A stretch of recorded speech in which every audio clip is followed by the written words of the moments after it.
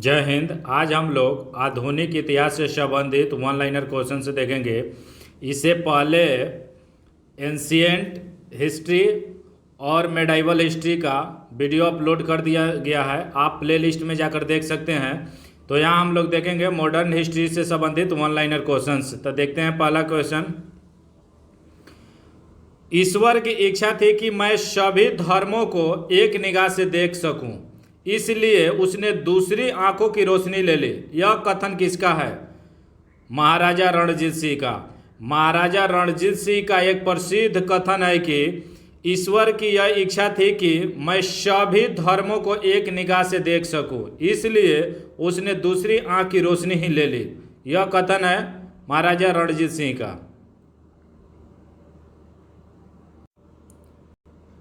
अगला देखते हैं। वास्तविक क्रांतिकारी सेनाएं गांवों और कारखानों में पाई जाती है। यह कथन है भगत सिंह का। भगत सिंह का यह कथन है कि वास्तविक क्रांतिकारी सेनाएं जो है गांवों और कारखानों में पाई जाती है। बंगाल दुर्भिक्ष वह वर्ष जिसमें लाखों लोग दिवंगत हुए थे। 1943 में 1943 में बंगाल दुर्भिक्ष पड़ा था, जिसमें लाखों लोग काल कबिलियत हो गए थे। रविंद्रनाथ टैगोर को महान प्रहरी किसने कहा था? महात्मा गांधी ने। महात्मा गांधी ने रविंद्रनाथ टैगोर को महान प्रहरी कहा था। भारत में 19वीं शताब्दी में पड़े वह अकाल जिसको प्रकोप का समुद्र कहा जाता है, उड़ीसा या काल 1866-67 में हुआ था। 1866-67 के उड़ीसा या काल जो था भारत में 19वीं शताब्दी में पड़े अकाल था, जो कि प्रकोप का समुद्र के रूप में जाना जाता है। बहुत बड़ा अकाल था ये। अगला देखते हैं। भारतीय विदेश नीति को जो तटस्थता पर आधारित थी का प्रारंभ किया था पंडित जवाहरलाल नेहरू ने। जवाहरलाल नेहरू ने भारतीय विदेश नीति जो तटस्थता पर आधारित थी को प्रारंभ किया था। ऑपरेशन पोलो जुड़ा है हैदराबाद राज्य में सैनिक कार्रवाई से। हैदराबाद राज्य में सैनिक कार्रवाई द्वारा भारत में सम्मिलित किया गया, उसके लिए ऑपरेशन पोलो चलाया गया था। कांग्रेस आई द्वारा समर्थन वापस लिए जाने के कारण ही परित्याग करना पड़ा चरण सिंह, चंद्रशेखर और एच.डी. देवगौड़ा को। चरण सिंह, चंद्रशेखर और एच.डी. देवगौड़ा को कांग्रेस आई द्वारा समर्थन वापस लिए जाने के कारण परित्याग करना पड़ा था। ब्रिटिश शासन की सबसे अधिक महत्वपूर्ण उपलब्धि भारत का एकीकरण था। यह कथन किसका था? के.एम. मणिकर का। के.एम. मणिकर का यह प्रसिद्ध वक्तव्य है कि ब्रिटिश शासन की सबसे महत्वपूर्ण उपलब्धि जो है भारत का एकीकरण करना था। अगला हम लोग देखते हैं। मोहम्मद अली जिन्ना को हिंदू मुस्लिम एकता का राजदूत कहा था। यह कथन है सरोजिनी नायडू का। सरोजिनी नायडू ने मोहम्मद अली जिन्ना के बारे में कहा था कि ये हिंदू मुस्लिम एकता का राजदूत हैं। गांधी जी के आंदोलन को राजनैतिक फिरौती किसने कहा था? लॉर्ड लिनलिथगो ने। लॉर्ड लिनलिथगो ने गांधी जी के आंदोलन को राजनैतिक फिरौती कहा था। कस्तूरबा एवं महादेव देसाई की समाधि स्थित है आगा खां पैलेस पुणे में। पुणे महाराष्ट्र में है। कस्तूरबा और महादेव देसाई की जो समाधि स्थित है आगा खां पैलेस में है, पुणे। भगत सिंह का स्मारक स्थित है फिरोजपुर में है। यह फिरोजपुर पंजाब में है। पंजाब के फिरोजपुर में भगत सिंह का यह स्मारक स्थित है। नेहरू राष्ट्रभक्त हैं जबकि जिन्ना राजनीतिज्ञ। यह कथन किनका है? मौलाना अबुल कलाम आज़ाद का।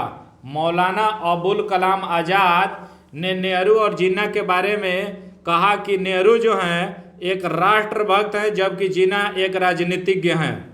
ये मौलाना अबुल कलाम आज़ाद का स्टेटमेंट है। पत्रकार के कर्तव्य का निर्वहन करते हुए जेल जाने वाला प्रथम भारतीय थे बाल गंगाधर तिलक। बाल गंगाधर तिलक पत्रकार के कर्तव्यों का निर्वहन करते हुए जेल की यात्रा किए थे। सिख राज का अंतिम राजा था दिलीप सिंह। दिलीप सिंह जो था सिख राज का अंतिम राजा था। रणजीत सिंह के राज में सम्मिलित था श्रीनगर। श्रीनगर जो था रणजीत सिंह के राज में सम्मिलित था। बिहार के शासक राजा राम नारायण का दमन करने के लिए क्लाइव और मीर जाफर ने किसकी अध्यक्षता में एक सेना भेजी थी? मेजर कूट। मेजर कूट की अध्यक्षता में बिहार के शासक राजा राम नारायण का दमन करने के लिए क्लाइव और मीर जाफर ने मेजर कूट की अध्यक्षता में सेना भेजा था। वह ब्रिटिश इतिहासकार जिसने इस विचार का खंडन किया कि टीपू सुल्तान एक कट्टरपंथी था। पी.ई. रॉबर्ट्स। पी.ई. रॉबर्ट्स जो एक ब्रिटिश इतिहासकार है जिन्होंने यह विचार व्यक्त करके खंडन किया कि टीपू सुल्तान एक कट्टरपंथी था। ये मैसूर का शासक था। इसके बारे में हम लोग पूरा विस्तार से अभी देखेंगे। देखते हैं अगला। टीपू सुल्तान ने ब्रिटिश सेना को 1780 में हराया था पोलीलूर में। पोलीलूर में टीपू सुल्तान ने ब्रिटिश सेना को 1780 में हराया था। टीपू सुल्तान की राजधानी थी श्रीरंगपट्टनम। श्रीरंगपट्टनम जो थी टीपू सुल्तान की राजधानी थी। थोड़ा यहाँ हम लोग टीपू सुल्तान के बारे में विस्तार से अध्ययन कर लेते हैं, क्योंकि कई बार टीपू सुल्तान से क्वेश्चन आते रहता है। तो ऐसा हम लोग अध्ययन करते हैं कि इससे अध्ययन करने के बाद कोई क्वेश्चन न छूटे। तो यहाँ हम लोग देखते हैं टीपू सुल्तान के बारे में। टीपू सुल्तान का जो जन्म हुआ था नवंबर 1750 में हैदर अली और फातिमा के घर हुआ था।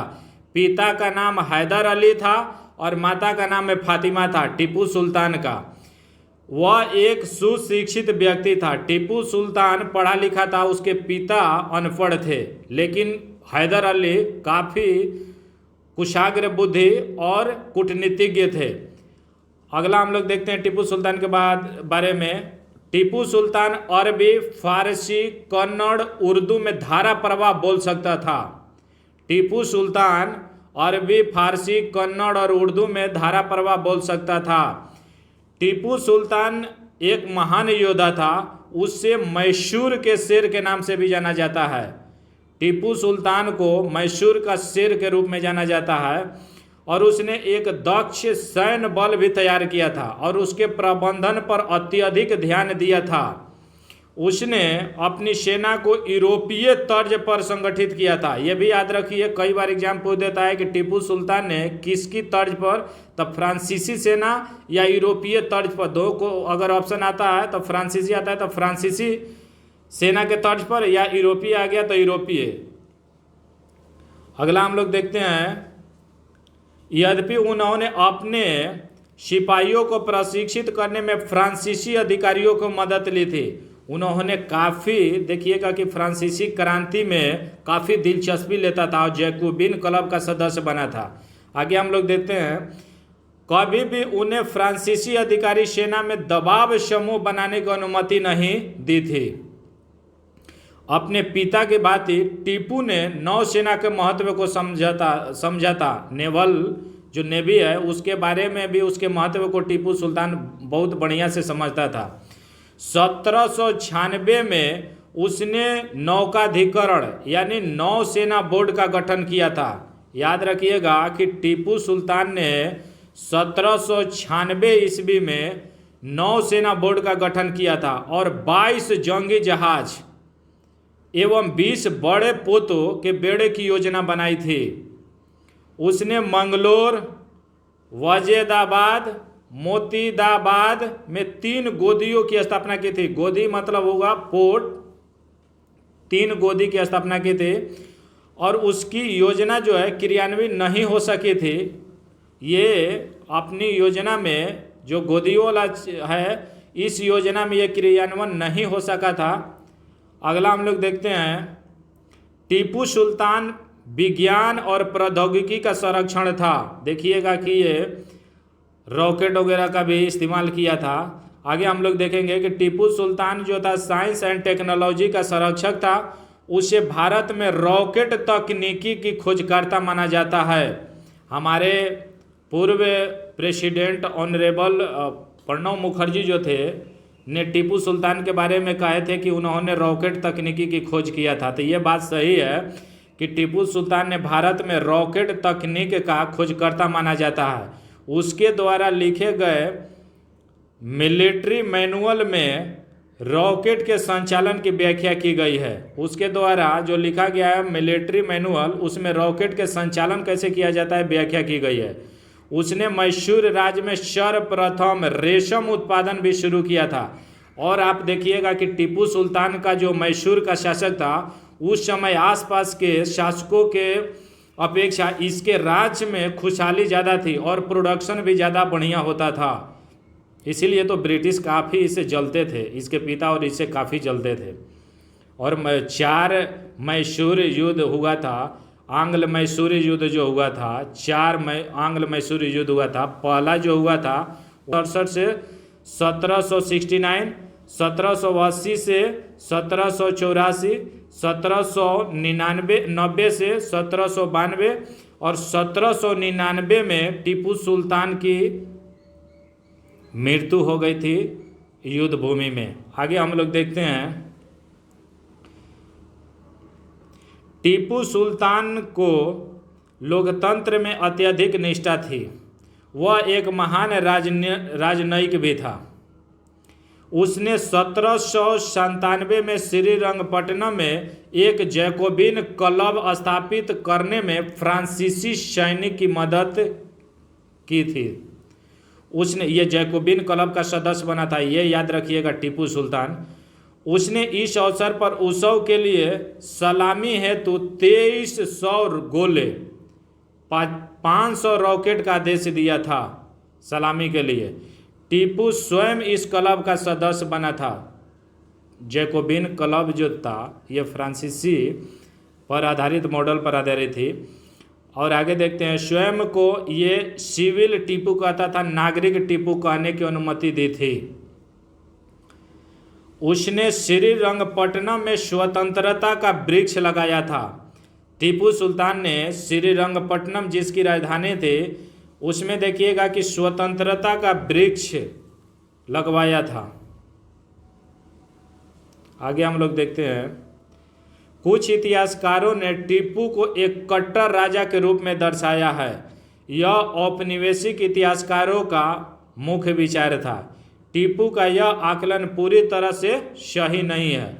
यह कथन है कि उसने हिंदू कुर्ग और नायरों का दमन किया था, लेकिन उसने मुस्लिम मोपलाओं द्वारा शक्तियों का दुरुपयोग करने के लिए उन्हें भी दंडित किया था।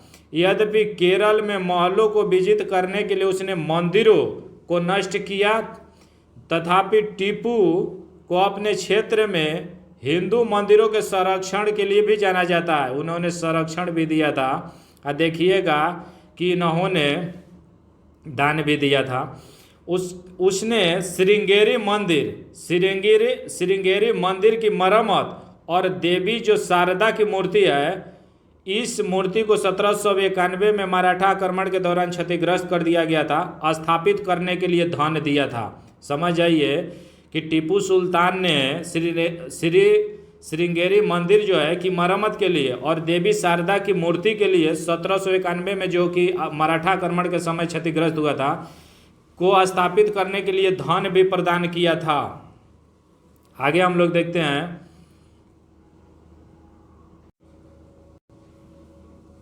टीपू ने पालकी के इस्तेमाल को बंद किया और उसे केवल महिलाओं एवं विकलांगों के लिए सही समझा। उसे सामंतवाद के समय पूंजीवादी विकास के प्रारंभ का श्रेय दिया जाता है। समझ आइए कि उस समय अपने समय में सामंतवाद के समय पूंजीवाद के विकास को प्रारंभ करने का श्रेय टीपू सुल्तान को दिया जाता है। बहुत बड़ा चीज़ है। अभी अमेरिका जो है पूंजीवादी मॉडल पर आधारित है। आगे देखते हैं, टीपू बहुविध परंपराओं का प्रतिनिधित्व करने वाला व्यक्ति था। यहाँ हम लोग टीपू सुल्तान के बारे में पूरा विस्तार से देखे हैं। आगे हम लोग देखते हैं, क्वेश्चन पर चलते हैं।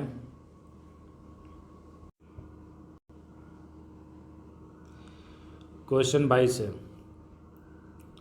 1756 में फुल्टा शब्द किस संदर्भ में आया था? एक टापू का नाम है फुल्टा। फुल्टा द्वीप जो 1756 में कई लोग शरण लिए थे, तो इसलिए यह चर्चा में था फुल्टा। 1756 में फुल्टा शब्द जो है एक टापू का नाम है, संदर्भ में आया था चर्चा में। अगला हम लोग देखते हैं, असम में सर्वप्रथम चाय कंपनी का स्थापना हुई थी 1839 ईस्वी में। 1839 ईस्वी में असम में सर्वप्रथम चाय कंपनी स्थापित हुई थी। ब्रिटिश कंपनियों में से किसे भारत में व्यापार करने का पहला अधिकार प्राप्त हुआ था? लिवेंट कंपनी को। लिवेंट कंपनी ऐसी ब्रिटिश कंपनी थी जिसे भारत में व्यापार करने का पहला अधिकार पत्र प्राप्त हुआ था। लंदन में ब्रिटिश इंडिया कंपनी के गठन के समय भारत का बादशाह कौन था? अकबर। अकबर जो था लंदन में ब्रिटिश ईस्ट इंडिया कंपनी के गठन के समय भारत का बादशाह था।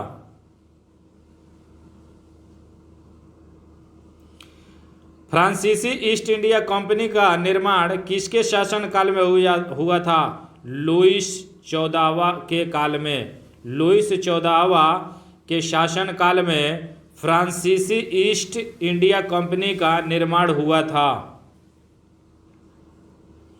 वह शासक जिसने ईस्ट इंडिया कंपनी को दीवानी प्रदान की थी वह था शाह आलम द्वितीय।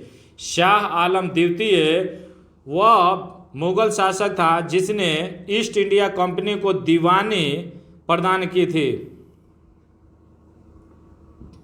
मुगल साम्राज्य के पतन के लिए जागीर संकट के सिद्धांतों को प्रतिपादित करने वाला प्रथम इतिहासकार कौन थे? सतीश चंद्र। सतीश चंद्र वह प्रथम इतिहासकार हैं जिन्होंने मुगल साम्राज्य के पतन के लिए जागीर संकट जो सिद्धांत था को प्रतिपादित किए थे। बंगाल में डचों द्वारा स्थापित कारखाना था चिनसूरा। चिनसूरा जो था बंगाल में डचों द्वारा स्थापित कारखाने का नाम था। सुप्रसिद्ध उर्दू शायर मिर्जा गालिब का मूल निवास था आगरा।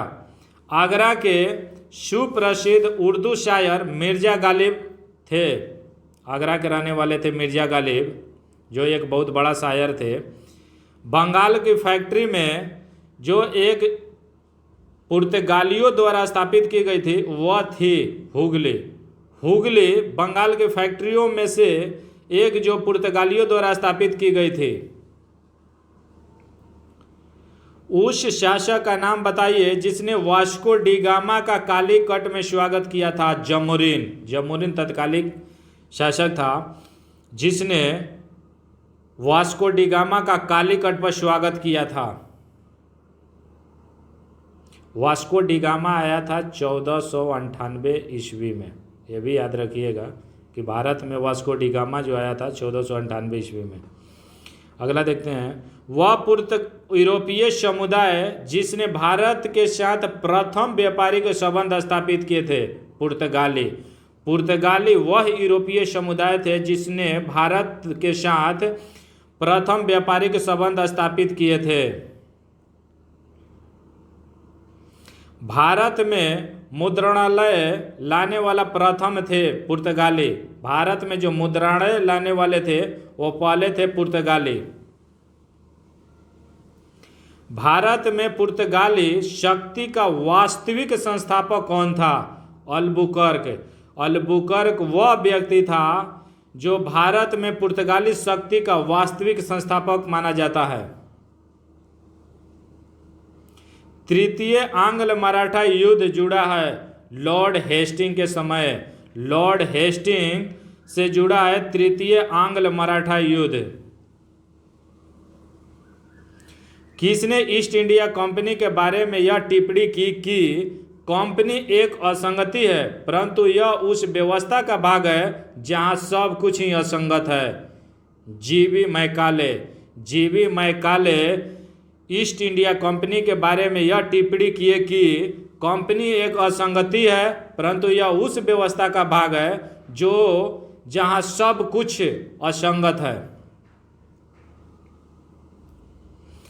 सिराजुद्दौला लॉर्ड क्लाइव द्वारा परास्त हुआ था के युद्ध में? प्लासी के युद्ध में। प्लासी के युद्ध में सिराजुद्दौला लॉर्ड क्लाइव द्वारा पराजित हुआ था। ये 1757 में हुआ था प्लासी का युद्ध, और 1764 में बक्सर का युद्ध हुआ था। ये दोनों याद रखिएगा। इसी के बाद आप देखिएगा कि भारत में ब्रिटिशों की सत्ता स्थापित होने लगती है और भारत के लिए बुरा दिन आने लगता है। अगला हम लोग देखते हैं, किसने अपनी राजधानी मुर्शिदाबाद से मुंगेर स्थानांतरित की थी? मीर कासिम। मीर कासिम काफ़ी चतुर था और ब्रिटिश का पूरी चाल को समझता था, इसलिए अपनी राजधानी को मुर्शिदाबाद से मुंगेर, जो बिहार में है, ट्रांसफर किया था। वो था मीर कासिम। 19वीं शताब्दी में किस देश का भारत की ओर विस्तार का डर एंग्लो अफगान संबंधों का आधार था? रसिया, रूस का। 19वीं शताब्दी में रूस देश का भारत की ओर विस्तार का डर एंग्लो अफगान संबंधों का आधार था। वह गवर्नर जनरल जिसके कार्यकाल में ईस्ट इंडिया कंपनी का शाह आलम द्वारा बंगाल, बिहार और उड़ीसा में दीवानी अधिकार दिए गए? Lord Clive. लॉर्ड क्लाइव जो गवर्नर जनरल था, इसके समय में ईस्ट इंडिया कंपनी की शाह आलम द्वारा बंगाल, बिहार और उड़ीसा के दीवानी अधिकार प्रदान किए गए थे। क्रिमिनल ट्राइब्स एक्ट सर्वप्रथम कब अधिनियमित हुआ? 1871 ईस्वी में। 1871 ईस्वी में सर्वप्रथम क्रिमिनल ट्राइब्स एक्ट अधिनियमित हुआ था। अवध के नवाब वाजिद अली शाह को ईस्ट इंडिया कंपनी ने गद्दी से उतार दिया था 1856 ईस्वी में। 1856 ईस्वी में अवध के नवाब वाजिद अली शाह को ईस्ट इंडिया कंपनी ने गद्दी से उतार दिया था। थोड़ा हम लोग वाजिद अली के बारे में जान लेते हैं कि वाजिद अली का एक प्रसिद्ध वक्तव्य है कि दरो दीवार पे हसरत की नज़र करते हैं, खुश रहो अले वतन हम तो सफ़र करते हैं। ये वाजिद अली शाह जो अवध के नवाब थे, जिनको ईस्ट इंडिया कंपनी ने गद्दी से उतार दिया था, वक्तव्य है इनका, काफ़ी महत्वपूर्ण है। ये काफ़ी अच्छा लगता है कि दरो दीवार पे हसरत की नज़र करते हैं, खुश रहो अले वतन हम तो सफ़र करते हैं का जो वक्तव्य है वाजिद अली शाह का है। अगला हम लोग क्वेश्चन देखते हैं, भारत के वायसराय में से किसके काल में Indian Penal Code, Civil Procedure Code और क्रिमिनल प्रोसीजर कोड पारित किए गए थे? लॉर्ड कैनिंग के समय में। लॉर्ड कैनिंग के समय में जो भारत के वायसराय थे, इन्हीं के काल में आईपीसी, सीपीसी और सीआरपीसी पारित किए गए थे। थोड़ा हम लोग और जान लेते हैं आईपीसी, सीआरपीसी के बारे में। तो यहाँ आईपीसी और सीआरपीसी और सीपीसी के बारे में थोड़ा हम लोग डेट जान लेते हैं। आईपीसी जो है वर्तमान में ये 1860 का है, और लॉर्ड कैनिंग जो है, जो भारत की स्वतंत्रता संग्राम 1857 का हुआ था, उस समय ये गवर्नर जनरल और वायसराय था। तो इसे भी याद रखिएगा कि पूछ देता है कि उस समय भारत का ब्रिटिश अधिकारी कौन था, गवर्नर, तो ये गवर्नर जनरल कौन था, तो ये लॉर्ड कैनिंग था। और आईपीसी जो है 1860 का है, जो भारत में अभी वर्तमान में करंट में रनिंग करता है।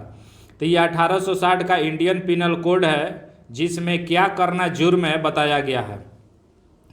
और सीपीसी जो वर्तमान में है ये 1908 का है। 1908 का सीपीसी जो है कि इसको कहा जाता है सिविल प्रोसीजर कोड। ये जो है 1908 का है। इसमें देखिएगा सीपीसी सिविल प्रोसीजर कोड या कोड ऑफ सिविल प्रोसीजर कहा जाता है, 1908 का है। इसमें पोस्ट और प्रॉपर्टी रिलेटेड डिस्प्यूट को, जो प्रोसीजरल एक लॉ है, तो प्रोसीजरल लॉ जिसमें पद से संबंधित और संपत्ति से संबंधित विवादों का समाधान किया जाता है, वो सीपीसी कहलाता है। आईपीसी हो गया जिसमें जुर्म करना, कौन सी आप कार्य करते हैं कि जो जुर्म है उससे संबंधित और उसमें दंड बताया गया है। एक और है सीआरपीसी, ये है 1973 का, 1973 का सीआरपीसी है जो वर्तमान में भी चलता है। अगर क्रिमिनल कोई ऑफेंस हुआ है तो उसकी प्रोसीजर कैसे चलता है, इसके बारे में यहाँ बताया गया है। सीआरपीसी का मतलब हुआ क्रिमिनल प्रोसीजर कोड या कोड ऑफ क्रिमिनल प्रोसीजर, 1973 का है। ये वर्ष भी याद रखिएगा क्योंकि कई बार वर्ष पूछ देता है। और इसमें जो है 484 सेक्शन है। ये सब हम लोग बाद में बात करेंगे जब लॉ की पढ़ेंगे, क्योंकि ये सब काफ़ी महत्वपूर्ण है, जानना चाहिए। कानून तो जानना चाहिए। अगर कानून की गलती होती है तो क्षम नहीं है, और फैक्ट की अगर भूल है तो क्षम है, तो ये जानना चाहिए। अगला हम लोग क्वेश्चन देखते हैं। सहायक संधि स्वीकार नहीं की थी इंदौर के होलकर राज ने। इंदौर के होलकर राज ने सहायक संधि स्वीकार नहीं की थी। किसके प्रशासन काल में अस्थायी बंदोबस्त प्रारंभ किया गया था? लॉर्ड कॉर्नवालिस के काल में। लॉर्ड कॉर्नवालिस के काल में अस्थायी बंदोबस्त प्रारंभ किया गया था। 18वीं शताब्दी के पूर्वार्ध में बंगाल से निर्यात होने वाली सबसे महत्वपूर्ण वस्तुएं थी सोरा, कच्चा रेशम, चीनी और अफीम। ये सभी का एक एक नाम बढ़िया से देख लीजिए। सोरा, कच्चा रेशम, चीनी और अफीम, ये जो है 18वीं शताब्दी के पूर्वार्ध में बंगाल से निर्यात होने वाली वस्तुएं थी। भारतीय दुर्भिक्ष संहिता 1883 का निर्माण किस आयोग द्वारा किया गया था? ऑस्ट्रेची आयोग द्वारा। ऑस्ट्रेची आयोग द्वारा भारतीय दुर्भिक्ष संहिता 1883 का निर्माण इस आयोग के आधार पर किया गया था। 1918 में भारतीय उद्योग आयोग के सदस्य के रूप में किसने अपनी रिपोर्ट अलग से प्रस्तुत की थी? एम.आर. जयकर ने। एम.आर. जयकर ने 1918 में भारतीय उद्योग आयोग के सदस्य के रूप में अपनी रिपोर्ट अलग से प्रस्तुत की थी। वे दो कांग्रेस अध्यक्ष जिन्हें गांधी के अनुयायियों जो कांग्रेस में बहुमत में थे के विरोध और असहयोग के कारण पद त्याग करना पड़ा था? चित्तरंजन दास और सुभाष चंद्र बोस। चित्तरंजन दास और सुभाष चंद्र बोस वे दो कांग्रेस अध्यक्ष थे जिन्हें गांधी के अनुयायी थे जो कांग्रेस में बहुमत में भी थे और विरोध और असहयोग के कारण त्यागपत्र करना पड़ा था। भारत पाक के मध्य शिमला समझौता किस वर्ष हस्ताक्षरित हुआ था? 1972 में। 1972 में भारत और पाक के बीच शिमला समझौता हुआ था। भूदान आंदोलन के प्रवर्तक थे विनोबा भावे। विनोबा भावे भूदान आंदोलन के प्रवर्तक थे।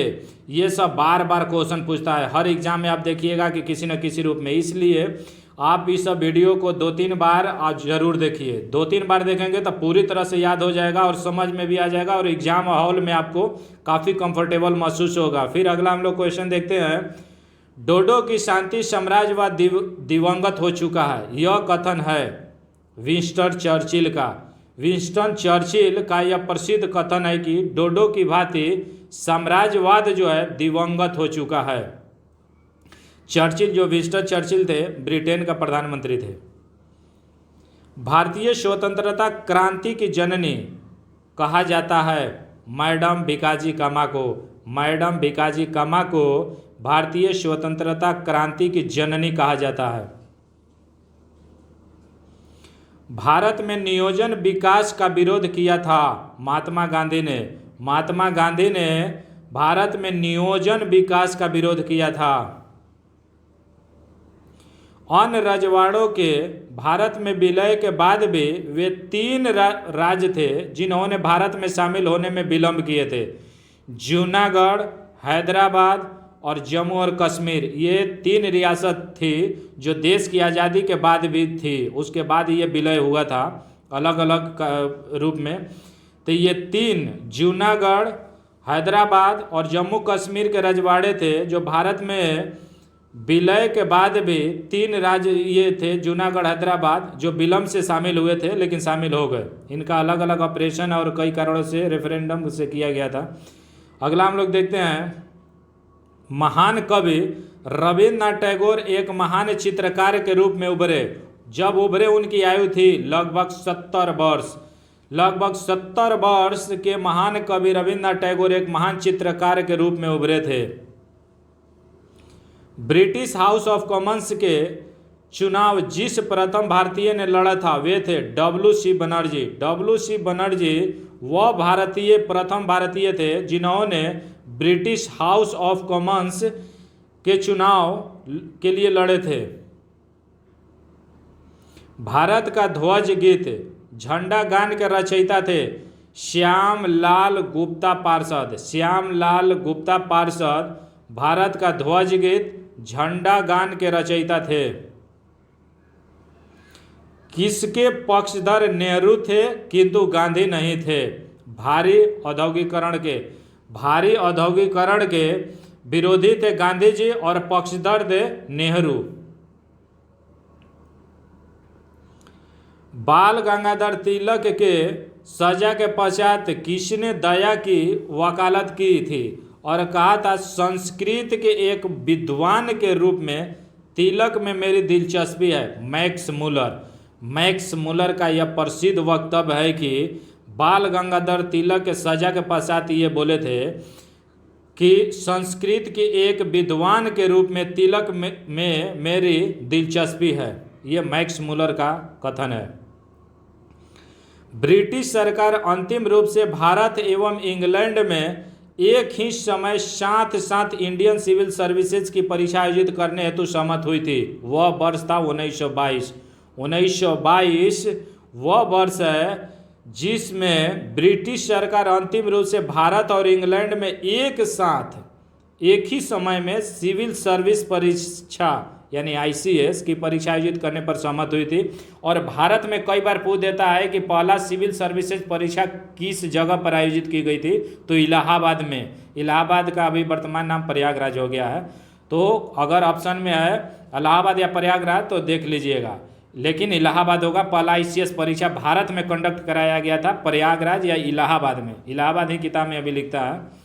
अगला हम लोग क्वेश्चन देखते हैं, 19वीं शताब्दी में भारत के प्रथम अकाल आयोग का अध्यक्ष था sir George Campbell. Sir George जो कैंपबेल था 19वीं शताब्दी में भारत के प्रथम अकाल आयोग का अध्यक्ष था। अगला देखते हैं, भारत के संदर्भ में शासन में पितृसत्तात्मक दृष्टिकोण प्रायः संबंधित माना जाता है थॉमस मुनरो को।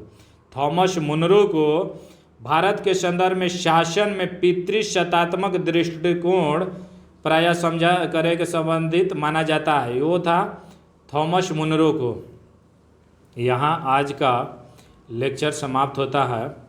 वीडियो अगर अच्छा लगा तो लाइक सब्सक्राइब कर दीजिए।